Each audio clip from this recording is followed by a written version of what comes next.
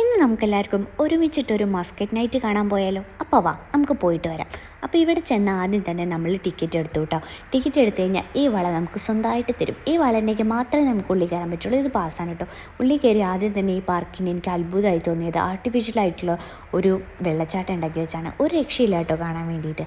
പിന്നെ നമ്മൾ അതിൻ്റെ ഉള്ളിലേക്ക് കയറി പോവുകയാണ്. സ്റ്റെപ്പ് വഴിയാണ് കേട്ടോ. ആദ്യം തന്നെ ഞാൻ വീഴാൻ പോയി. സാരില്ല, കരകില്ല, കയറിപ്പോയി. കയറിയപ്പോൾ തന്നെ ഇതെന്താണ് ഇരിക്കുന്നത്? കിരീടമോ? അല്ല കേട്ടോ, ഇതെന്തോ പരിപാടിയാണ്.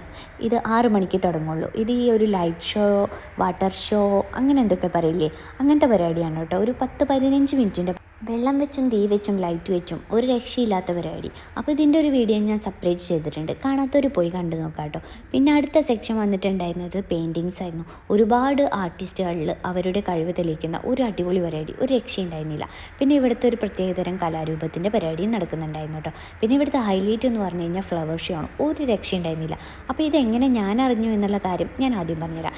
ഇൻസ്റ്റാഗ്രാം വഴിയാണ് കേട്ടോ ഇവിടെ ഇങ്ങനെ ഒരു മസ്കറ്റ് നൈറ്റ് നടക്കുന്നുണ്ടെന്ന് പറഞ്ഞത്. പക്ഷെ വന്നത് ഒരു നഷ്ടമായിട്ട് എനിക്ക് തോന്നിയില്ല. അത്രയും രസമുണ്ടായിരുന്നു കേട്ടോ കാണാൻ വേണ്ടിയിട്ട്. അപ്പോൾ ഇതിൻ്റെ ഫുൾ വീഡിയോ എൻ്റെ ചാനലിൽ ഞാൻ അപ്ലോഡ് ചെയ്തിട്ട് കാണാത്തവർ ഓടിപ്പോയി കണ്ടു നോക്കണം. അത്ര അടിപൊളി പരിപാടിയായിരുന്നു കേട്ടോ.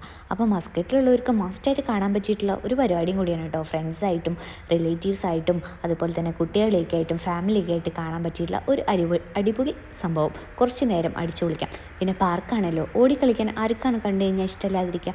അപ്പോൾ കണ്ടപ്പോൾ തന്നെ എനിക്ക് ഓടിക്കളിക്കാൻ തോന്നി. അപ്പോൾ ഇതിൻ്റെയൊക്കെ ഞാൻ ഫുൾ വീഡിയോ ചെയ്തിട്ടുണ്ട്. കാണാത്തൊരു ഓടിപ്പോയി കണ്ടിട്ട് അഭിപ്രായം അറിയിക്കണേ.